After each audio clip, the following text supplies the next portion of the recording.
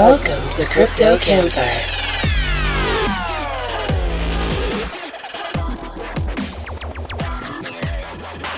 They're thicker than a Snickers, Mitch and the Professor, featuring special guest Todd Lewis.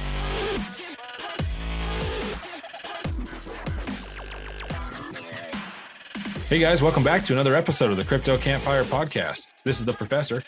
And Mitch. And today we're going to be talking with Todd Lewis, the technical contributor for Epic Cash. But before we start talking to Todd, let's grab the crypto news from the Crypto Gent. Thanks, Professor. Hello, Crypto Campfire listeners, and welcome to the cryptocurrency news in a flash with the Crypto Gent. Airbnb is now bookable with Bitcoin and Lightning Network via the Fold app. Dutch court orders Facebook to remove any fake Bitcoin ads, and Chinese forex regulator Safe expands blockchain cross-border pilot. That's the cryptocurrency news in a flash with the Crypto Gent, and it's back to you, Professor. Thanks a lot, Crypto Gent. Well, Mitch, today's been a scramble for you, it sounds like. Yeah. Just this afternoon it has been. It's been a whirlwind since 3:00. Yeah. Technical computer problems and yeah, we can say won't that. Discuss. No, definitely not. Just been an absolutely crazy day. Yeah. And like I said, trying to catch up with Twitter and all the family there. It's been nuts this afternoon, but you know what? I wouldn't trade it. Nope. It's amazing. And then the computer, right? You know, that's always adds fuel to the fire. Exactly. I need this right now in my life. It's time for a podcast. You're itching. Right. I know it. We went a week and a half without him trying to get caught up on editing, and now it's like you're just time. Oh, you're not hangovers. kidding. Podcast Yeah. hangovers. Podcast hangovers, exactly. We went through withdrawals last week, and now we're in hangover stage. So fun times. Well, let's go ahead and get started. Todd, welcome to the show. What's going on, man? Hey, not much, fellas. Thanks for having me. It's good to have you. We're looking forward to learning more about Epic Cash and how you got your start in the crypto space. How did you get into crypto? What does your crypto adventure look like so far? Like I'm an old school techie from the 90s, and like when people say crypto, I actually think crypto because I think it was 1994, like the first edition of Bruce Schneider's Applied Cryptography came out, and it was one of my first real technology books as I started getting into the computer business, and just like it, and it like it, you know, it's easy to take it for granted now, but in the 90s, it was exotic stuff. You know, it still had a lot of legal controls on it. RSA was still patented, and it was a really exciting world where a lot of us just really got into, you know, just cryptography, just basic cryptography, public key, symmetric ciphers. There's a lot of new algorithm development, and I did a lot of security work in my career, development and security, and like secure distributed systems. And distributed databases too. So when I saw Bitcoin for the first time, I think in 2011, I thought it was really cool and followed along, but never really like jumped on the bandwagon or anything. 2013, I got excited about Ripple, bought some, didn't buy enough. I'm sure I'm the first person to ever tell you that.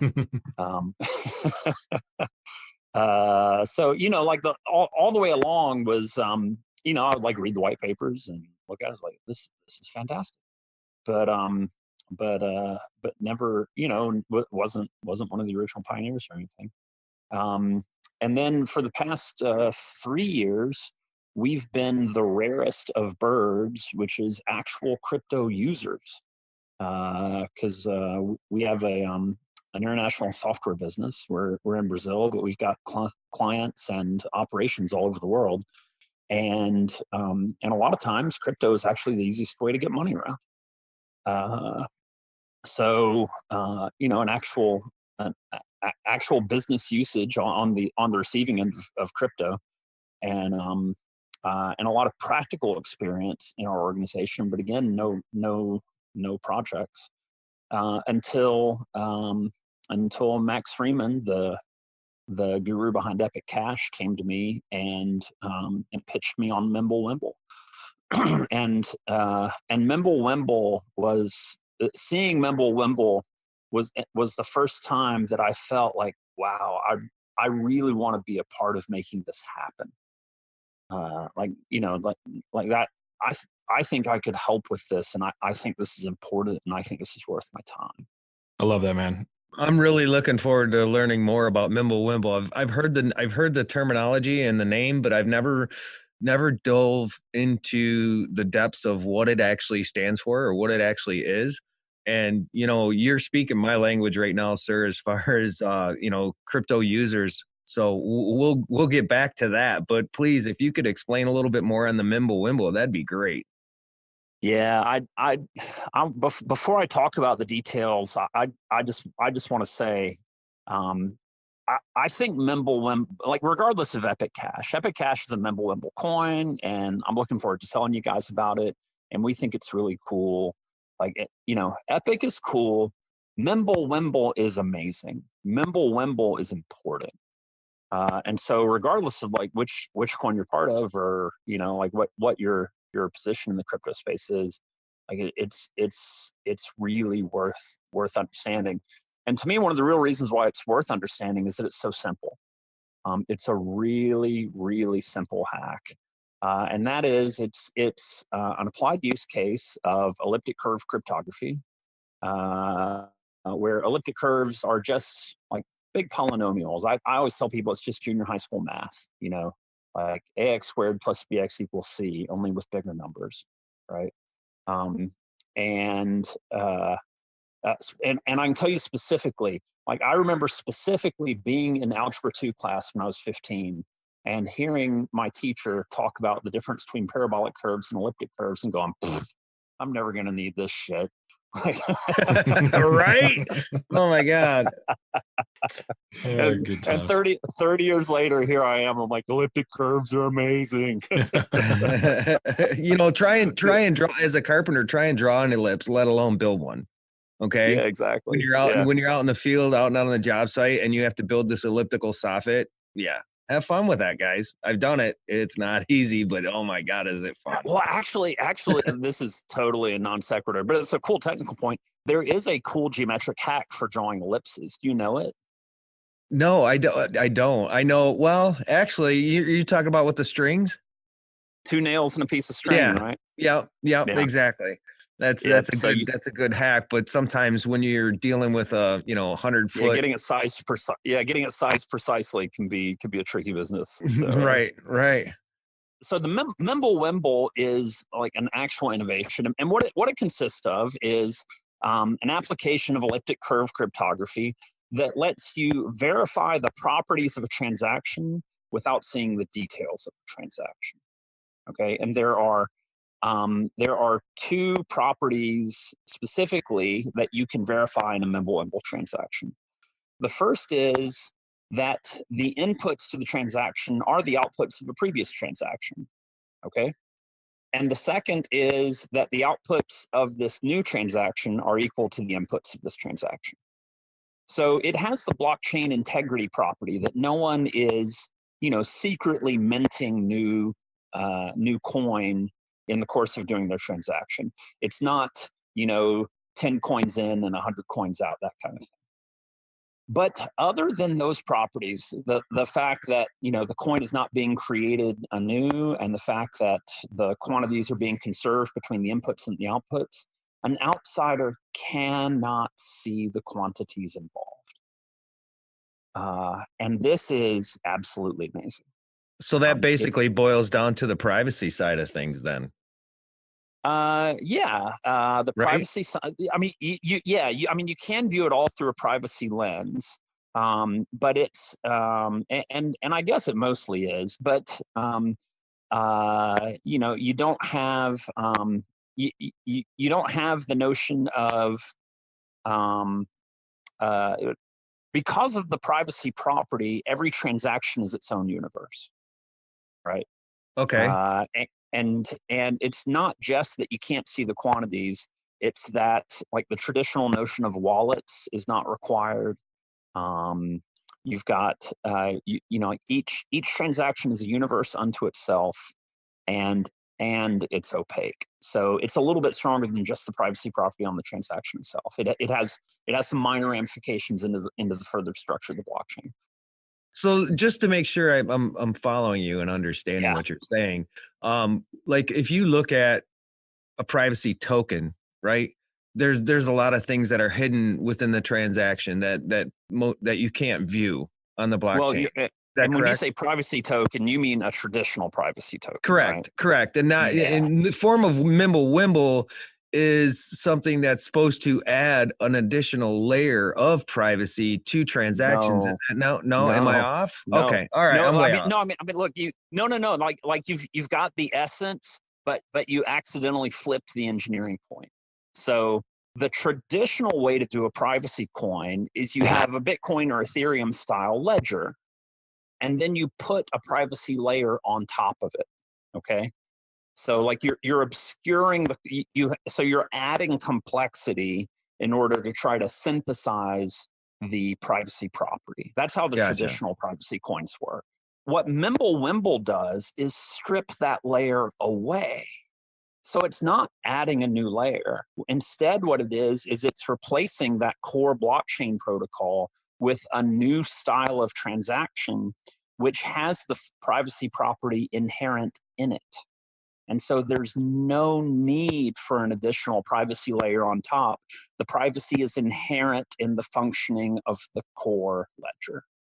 So like you were right in spirit in what you were saying, but when you said adding a layer, what we're actually doing is we're stripping a layer. We're removing a layer, right? Instead of having this complicated layered system, instead, we can strip it down to this super simple system, a system that literally you can understand with junior high school mathematics, a system that can be explained in a few equations of just simple exponents.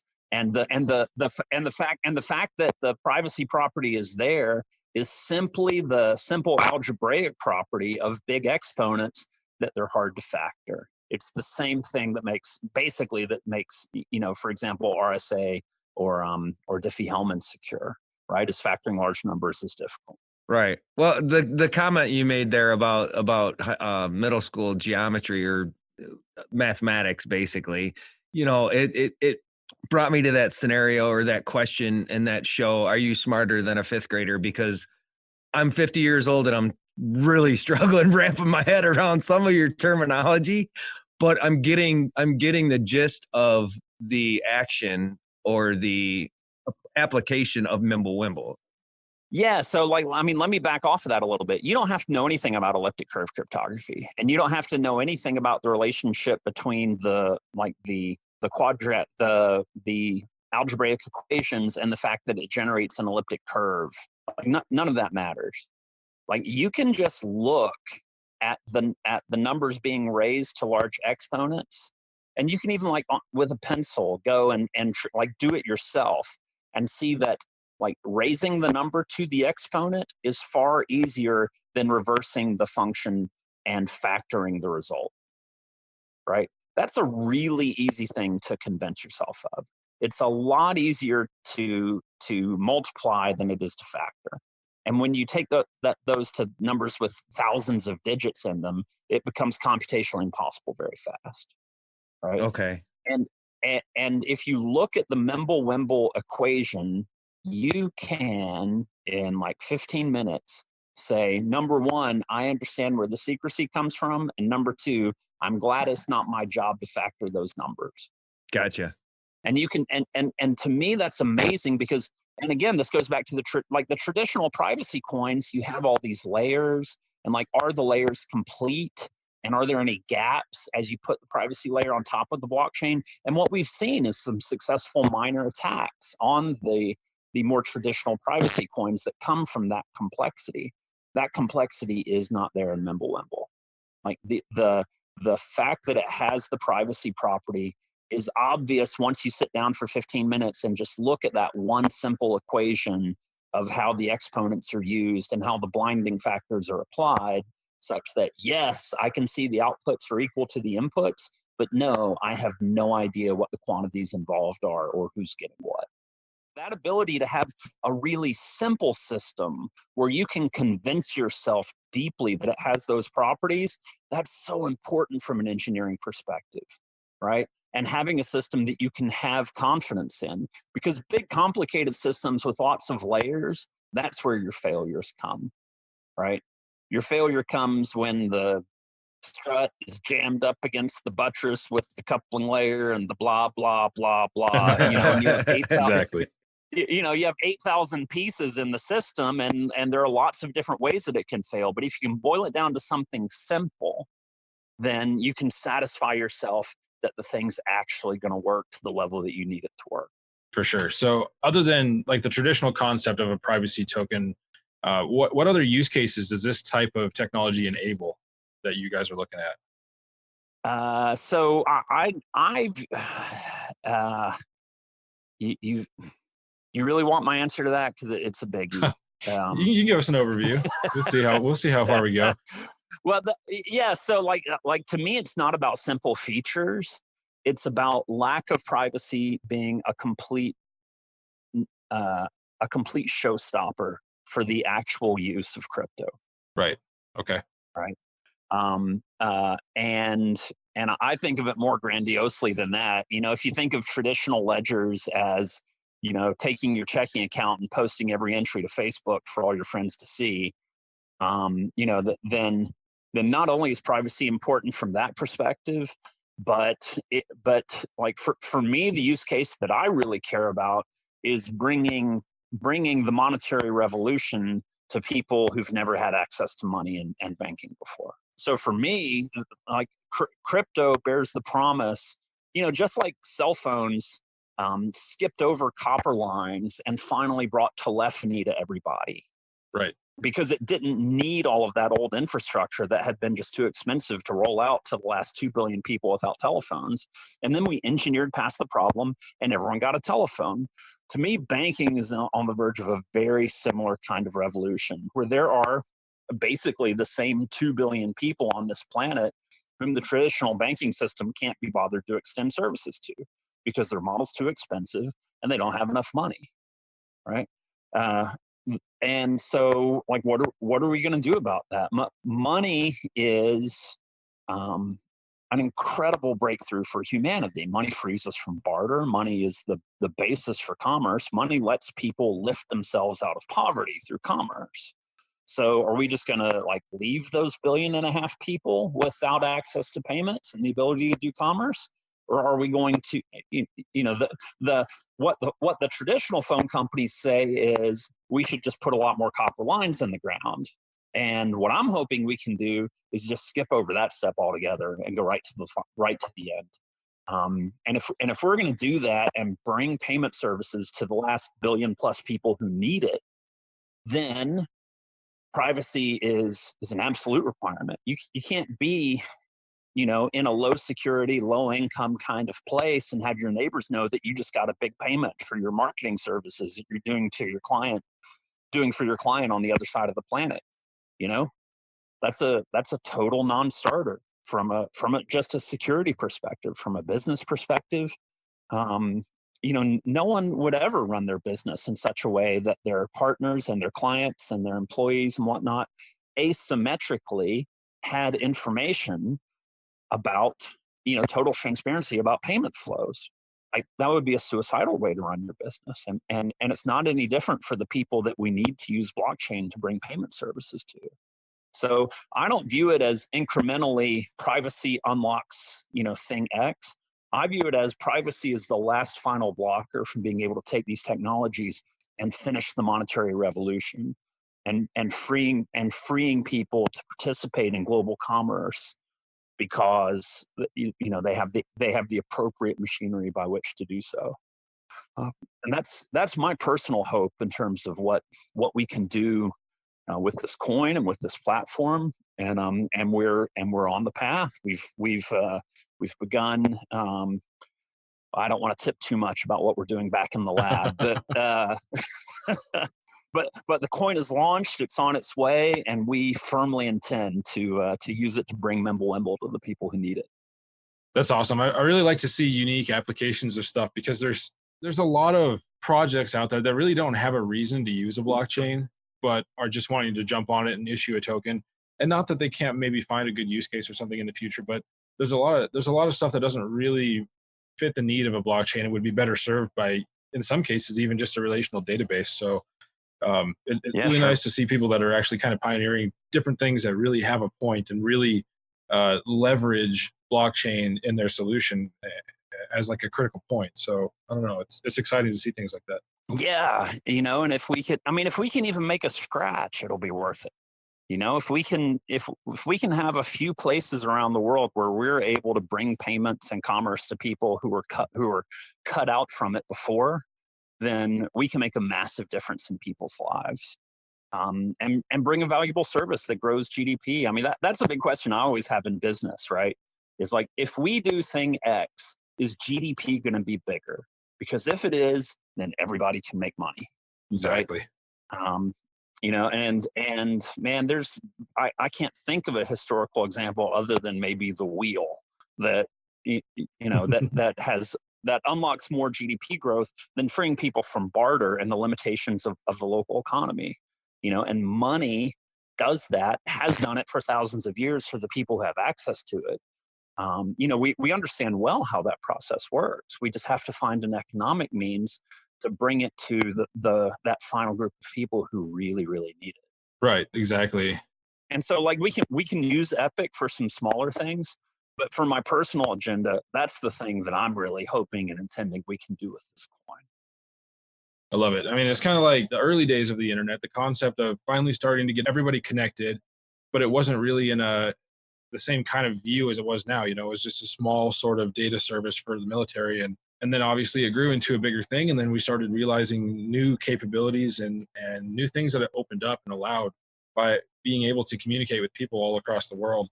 And so, blockchain is just enabling us to take that to the next level and implement a better solution for financial communications across borders. And I'm really excited to kind of see what the next 5 to 10 years look like on that front.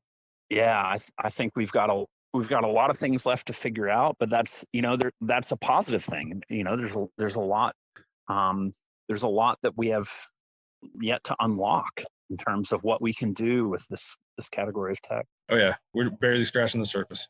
We are, and the whole thing is this whole crypto movement is really picking up steam. I mean, are you on Twitter much, or probably not?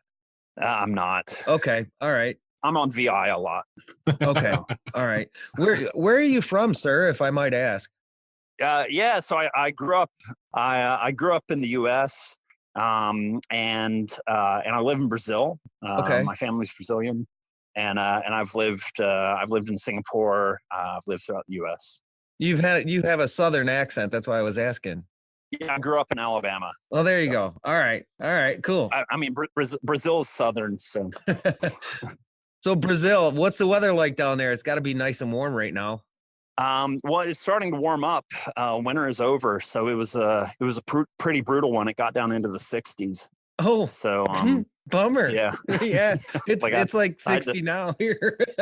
That's nice. Is our it's fall like 35 here, so whatever. Ooh. Oh, burr. Yeah, I had to dig into my drawer and find my sweater like last month. So. Right. God, it's getting down to 70s, huh? Get your sweater and your sunglasses out. Exactly. But the kids went swimming today, so it's on the upswing. Woohoo! We're doing all right. There you go. Yeah. I'd go swimming, but I'd have to end up going all the way up to Norris and hitting the hot springs. Otherwise, it might not be as pleasant. Yeah, hypothermia can get in the way of the blockchain advocacy. Yeah, minor detail. It's really hard to spread adoption and plant seeds when you're frozen. So in Brazil, what kind of adoption have you seen come to light in that country as far as cryptocurrencies go, the actual use of them or the adoption of them? Yeah, I mean there are numerous exchanges.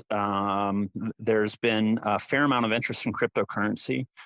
There's a lot of use cases because Brazil's a restrictive currency regime, and I call it a moderately active crypto market. The flip side of that is Brazil's a huge country. It's the 5th largest country in the world. So Like you can see a lot of crypto activity and be impressed by it, and then you divide it by the number of people, and per capita, it's like, yeah, well, that's okay. Well, it's got to be better than the U.S. as far as per capita, I would say. I would think so. Like I said, I call it moderately active. That's good. There's definitely the crypto contingent down here. But for us, it's much more about, like our team and our enthusiasm for, what we want to achieve and be a part of. Sure. And also the kinds of technology that we do. So which to bring it back to Epic, we were really excited to extend it with the features we did.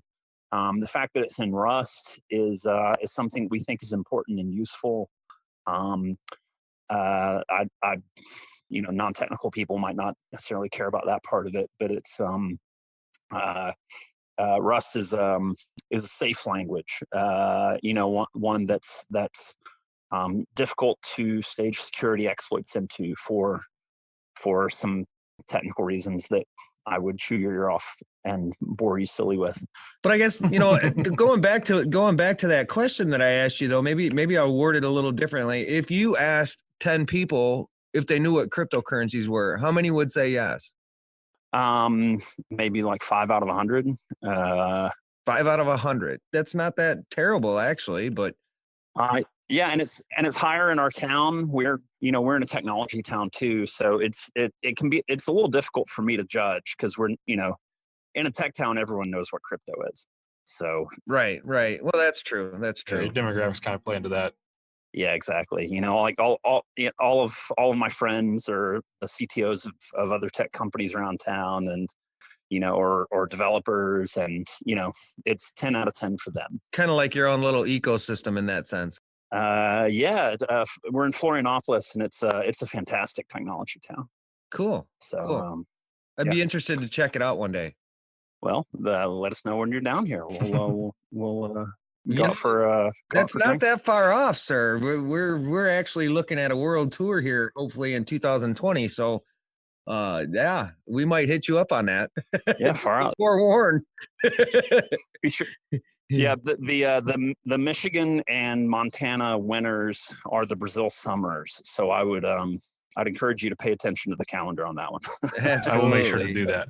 Yes, we plan on doing that. Actually, I think we're going to set up our tour in relation to the weather.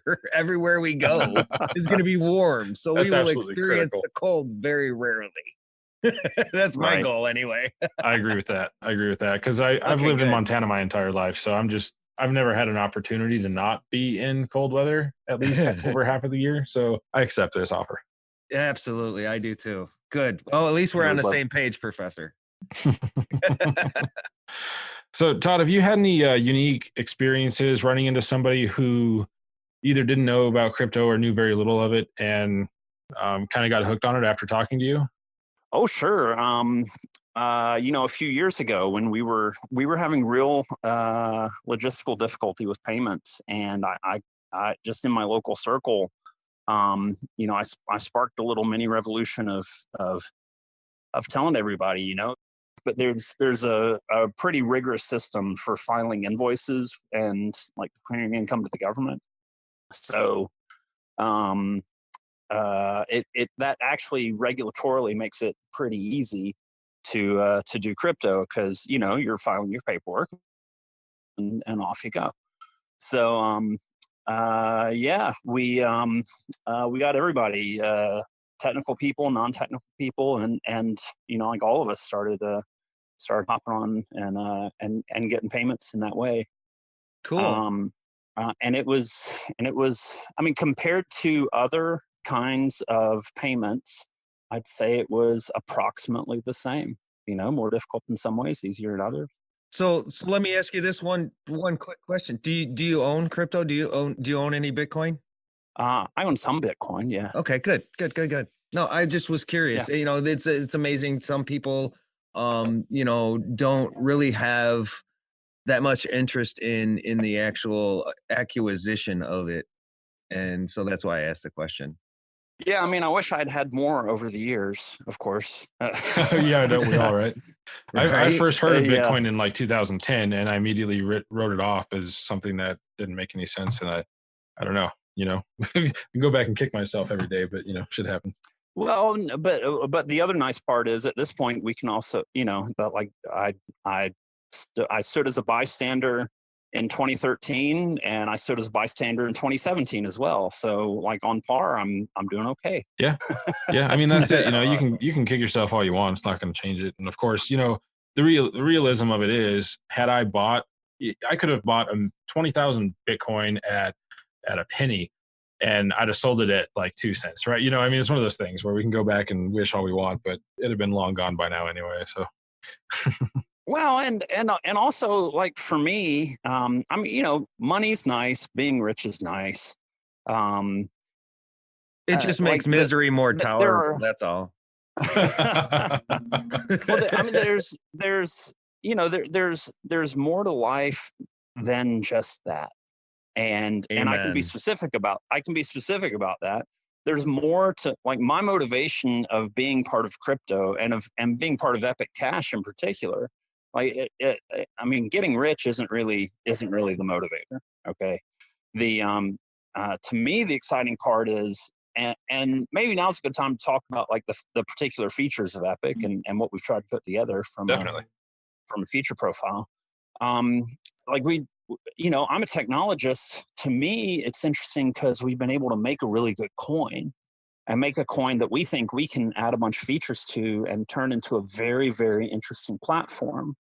And a platform that can do some good in the world, can actually solve a problem, can actually make people's lives better. So, like, making money is nice, but doing work that's important to me is, like, I've always found if you do work that you can be happy about, that you think makes the world a better place, and that you can take pride in, then it's usually a short hop from there to making money. But people get that backwards. The important part is to make the world a better place, to unlock more of nature's riches and grow GDP. And if you do that, then everybody can make money. So that's really what I try to focus on. And again, the reason why I was able to be talked into this project. So Epic is, and I'll take you through the feature set, and you can see a few more reasons why. Sure. Okay. So Epic is a fork of Grin. Grin is another Mimble Wimble coin. It's a good one. We have a lot of respect for those guys, and we benefited a lot by having our starting point be their code base. They're free software. We're free software. We're very committed to free software. We made 3 major changes at launch. The first was a more conservative monetary policy. So we copied Bitcoin's monetary policy, fixed mission, 21 million coins, and really wanted to make a commitment to the coin having a predictable and stable and fairly conservative monetary policy. And I think that's important from the point of view of trying to turn the coin into usable money. And so that was the first one. And I'd say that's probably the biggest economic differentiator to the other Mimble Wimble coins, is numerous of them are fairly inflationary. And we've really tried to be much more conservative in terms of monetary policy. The second is the presence of the Epic Blockchain Foundation, and paying the development fee into the Epic Foundation. So it's it's a charitable foundation, and it takes part of the mining reward, and is intended to ensure that there's the ability to maintain the chain and spread the word about this chain, but about blockchain in general into the future, and be a positive influence in that regard. And we debated that step a lot, but as we looked around to some of the older chains that are really struggling to maintain themselves, keeping a chain healthy is not an easy thing to do over long expanses of time. And so that we one of the beauties of crypto anarchy, as an example of anarchy, is we can figure out governance questions through just free interaction and freedom, right? So if you like how a given coin solves a problem, then you can participate in it. And if you don't like it, you cannot participate in it. And that model allows for a lot of different options. And this is something that we wanted, that we believed in terms of creating confidence in the long-term prospect of the coin, the fact that there's the ability to do maintenance on it. The third feature is our use of multiple proof of work algorithms. And we use ProgPal, RandomX, and Cuck2. And the motivation for that is both evolving with the mining situation and also security. So that, if there's a dramatic change in either one, like a security break in an algorithm or a disruptive change in the economics of mining, we have the ability to react to it. But it's also just philosophical in terms of, we don't have a lot of confidence in our ability to perfectly see the future 10, 15 years down the road. But when you've committed your chain to a single algorithm without the ability to change it, that's kind of what you've done, is gambled on your ability to get those decisions right. So, we wanted to be humble about that in terms of our ability to make perfect choices, and also, especially from a security perspective, robust, so that if there are security problems with any of our algos, we can very quickly respond to them and not just lose the entire chain. So those were the big innovations we wanted to launch with, and we did. And the launch went fairly smoothly. We had your typical kinds of post-launch bugs, but none of them was I think very significant. It was stuff like certain wallet operations had bugs in them that were annoying and creating problems, or like peer setup at scale had some scaling problems because we had just an incredible amount of hash power come into the network right off the bat, much more than we thought it would. We had a much bigger launch than we thought we were going to have, and it far outstripped what we had put the system through in testing. So things like that, and I've launched a lot of systems through my career, and man, if they had all been this good, like I'd have much more hair today than I actually do. Oh man, you aren't kidding. Sometimes it's rough. You definitely sound very passionate about it. I love that. I love how into what you're doing you are. That's always a good sign, and it means that whatever you're doing, it's receiving 150% of your efforts, and that just can't be wrong. I don't care what you're doing.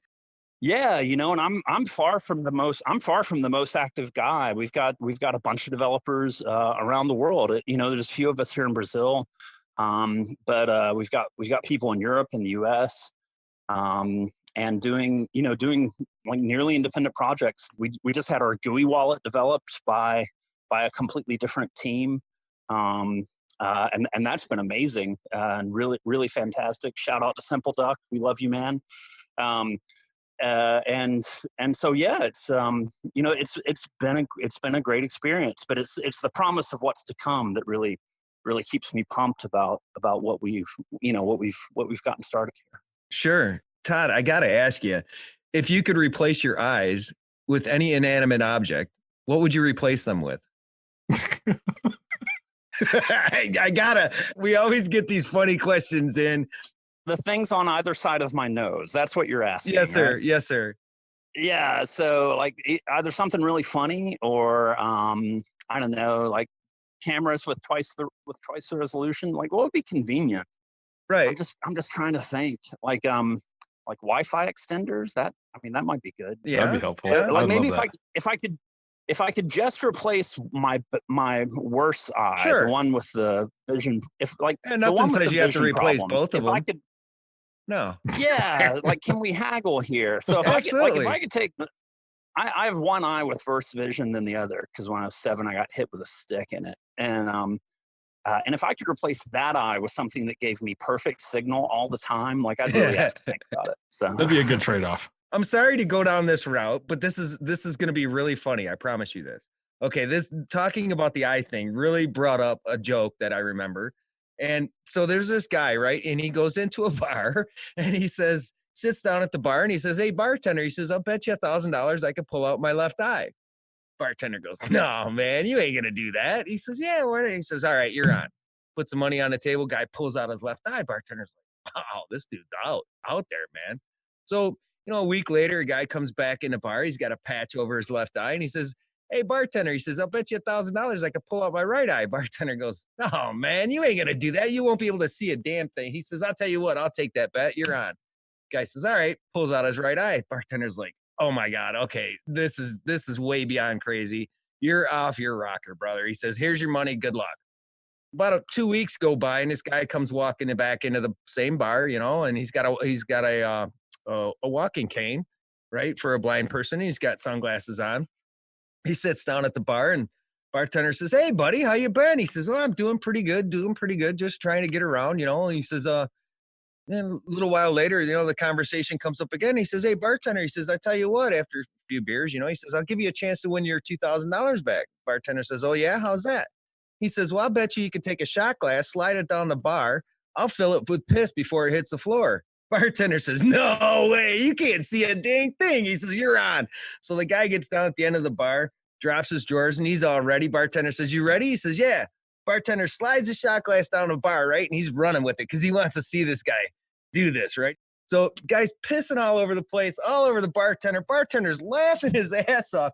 Bartender says, "See, I told you couldn't do it." He says, and the guy's laughing. He says, "That's all right." He says, "Here's your $2,000 back." He says, "I bet the guy down the end of the bar 10 grand I can piss all over you and make you laugh."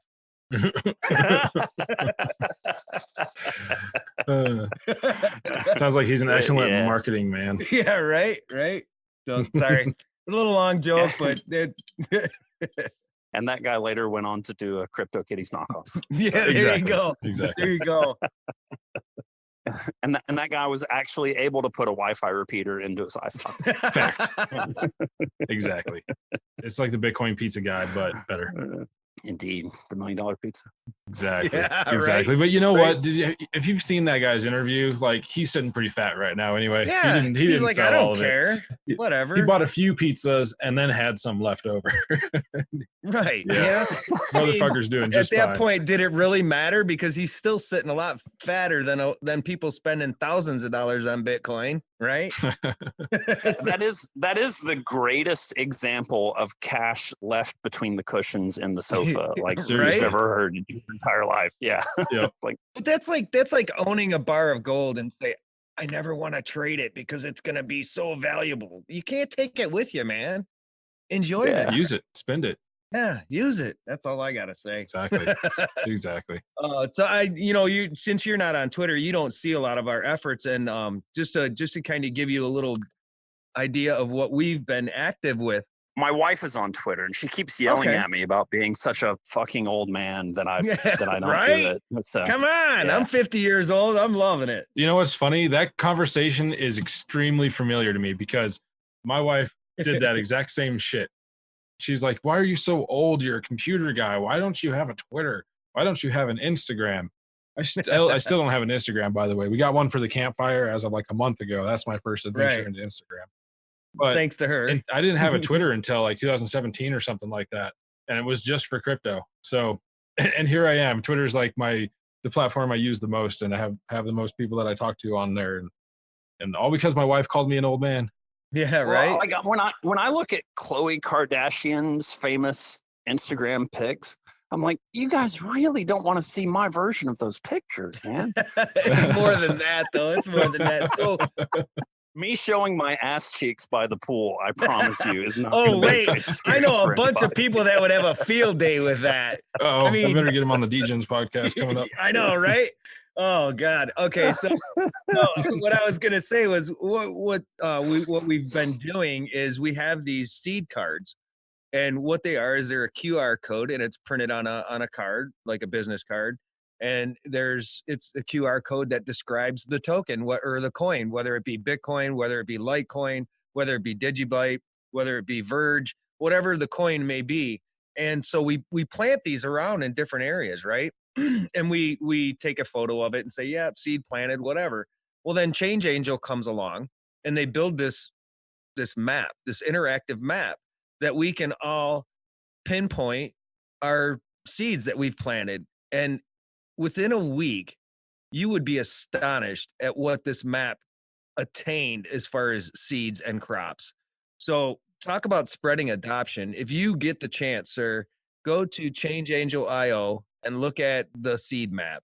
And just to give you a kind of an idea of how busy this community's been when it comes to adoption. I will check it out. It's pretty astonishing, let me tell you. Yeah, I wonder if we can get some South America light ups on it. Oh, definitely. I think we need to. If you go, it's changeangel.io/plant-seed.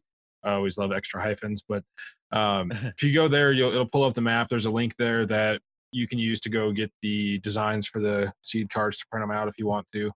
And it also shows you obviously how you can put them on the map and link them to a Twitter. So I think, if I'm not mistaken, it sounds like you need to create a Twitter, join crypto Twitter, engage maybe in our Friday rap battles, and plant some seeds. Right? Could you I think you're missing out, my friend. Could he handle the rap battle? I don't know. I think so. You can think type and rhyme, right? I bet he could spit out a line in a hurry. I have a funny story for you. Okay, let's hear it. So I'm a white guy from Alabama, and I was working in New York at a bank, and I get invited to a poker game, right? And I go, and it's friendly game. It's $100 buy-in, no rebuy. So no one throwing Rolexes on the table or anything. And we're drinking whiskey, and the guy's playing music, and he puts on Public Enemy's the one before Fear of a Black Planet, Welcome to the Terradome, or which one is it? Their second album. I can't remember. Oh my God. Just that you know that is amazing. Go ahead. No, it gets better. So yes. So the first one comes on, and it's the one that had the music video for it with Anthrax and Public Enemy, and everyone's singing along, and I'm just sitting there drinking my whiskey, enjoying the poker game, and I start getting smack talked. Like this is rap, and maybe in Alabama they don't have this stuff, but you're in New York now, blah blah blah, right? And I asked them, like, there's a music video for this, right? And they're like, yeah. I was like, cool. And they finish, and the guy's laughing. And the second song comes on, and I start singing. And the third song comes on, and I keep singing. And by the time we get to the seventh song, the guy's not laughing anymore. He says, if we admit that you know every word on this album, will you stop singing? I'm like, yeah. Yeah, I will. Oh, that's so awesome. Okay. You really need to set up a Twitter. You need to follow the Crypto Campfire. You need to follow Mitch at Cuss Carpentry, and you need to follow the professor. And come Friday night at 8:00 Eastern Standard Time, you need to find your phone, and you need to sit down, and you need to check out our feeds on Twitter. I'm telling you, you will die. It's so much fun. Oh my God. I don't know if I can contribute original rap, but if it's early '90s rap, historical rap that you need, I've got a backlog of it. So, do whatever you got to do, man. Yeah, and it's not even like video or anything either. You're just writing it out. No. So we're having a good time. If you just go to our Campfire Twitter account is @CryptoCampfire, and both of our handles are in the description. So it takes a nation of millions to hold us back. I just remembered. And they're standing around in a prison cell in a semicircle with all their hands out together. Nice. Yeah, it's fitting. It's isn't a great album. It's fitting too. Yeah, all Public Enemy's first 3 albums, everyone should have memorized. They're fantastic. Very nice. That's so cool. That's so cool. Love it. Sir, it's been amazing having you on the podcast. We really like to extend this thank you for showing up and having this conversation. It was very intriguing and very information filled when it comes to Epic, and I'm actually looking forward to learning more. So yes, please follow us on Twitter, and we would be happy to have another conversation with you in the future. Yeah, it was a real pleasure, guys. And you know, as we advance the coin, you know, if you'll have me back, I'd love to come on and answer questions and see what other nonsense we can get into. Oh yeah, There you yeah, go. we can definitely do that. That sounds great. Heck yeah. Yeah, far out. All Awesome. the best, guys. You too. It was great talking to you, man. Have a good evening. Yeah, thanks. Bye. All right. Bye-bye. Well, that was fun having him on the show, huh? That was definitely an interesting conversation, to say the least. I'm really looking forward to looking into Epic Cash. Yeah, I like getting the technical rundown on stuff. It was kind of funny because the person that was supposed to talk to us couldn't make it because he's not feeling well. So they're one of their tech guys stepped in for him. So we got the full technical rundown out of it, which is amazing. Okay for you. I love it. I feed on that shit. Mitch is like, what? Not being a techie, I'm like, oh my God, I feel like I'm back in history class. You're killing me here. Oh, wait, no, this is American government. Sorry. Oh, wait, did I just leave literature? Shit. You'll learn to love it. We'll have to get you writing some code next week. See what happens. Yeah. Okay, I'm not going to try. I'll write code. It's called fucking Morse code. How's that? Hey, code is code. I accept it. Right on. Oh shit. Did you see the battles last night? Friday night? I did. I was kind of like doing it, but I got there like 15 minutes late, but nobody was there. And so I was kind of like rapping at the people who were there early, and then I was like, okay, nobody's answering me. So then I went up and did some other shit and came back, and like everybody rap battled already. Like I was like, everybody was 2 hours late. What the fuck? Oh, it was crazy. But there was a lot of different people on. Yeah. I mean, at least I say a lot. God, you know, I'm just so excited about it. It sounds like but there was at least 3 or 4. Yeah, well, it was people that we hadn't seen. Right. Yeah. And then they were tagging people, which was even better. Yeah, and I don't care. It's like if one extra person joined, that's just awesome. That it just makes my day, you know? It's good times. And the more people you get, the more creative it gets, and then that just spawns new ideas, and I don't know, it's fun. It's just a good release, you know? Yeah. You don't even have to be good at it. Just throw some shit out there and have fun and take a breath. Twitter was actually pretty awesome today. I don't know if you probably haven't had a chance to notice. You've been busting your butt on that surprise. Anyway, so Smiling Llama posted this picture of the store, and it's an old men's shop. It's like it's kind of like a resale shop, but just for old guys. And it says old guys rule is the name of the shop. Uh-huh. And the guys were, you know, the Deegans were all like going back and forth on it. And I'm like, dude, do they accept crypto? And he goes, oh, I didn't even think to ask. I'm like, oh, that's unacceptable, man. I said, you got to get on the seed train, bro. He goes, yeah, well, he goes, I'm probably going to go back there tomorrow. And I said, I'll tell you what you need to do. You need to go to Trick's site. You need to print off some seeds, and you need to take them with you, and you need to just plant that shit. And he goes, actually, I don't think there many people at all in this town know anything about crypto. And I said, perfect. You know, so exactly. You've got an entire playing field. Yeah, exactly. And it's like, oh my God. So to get these guys doing this too, that's going to be awesome. Yeah, that's amazing. Get them out there, spread the word. Yeah. I just looked up that picture on his Twitter right now. That looks like we could outfit Mitch.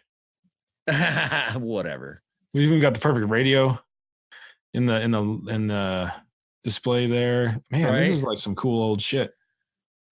Isn't it? You know what I don't see though? I don't see any Bitcoin signs in the window. No, right. Yeah, and I don't see any Litecoin logos anywhere. Yeah, I don't see anything about crypto. So let's see what Llama comes up with. And, it's been challenged. I threw it out there to him, so I'm going to see if you're on the hook, follows Llama. through. That's right. You're on the hook in front of all of Twitter. The whole world is watching. Literally, the whole freaking world, man.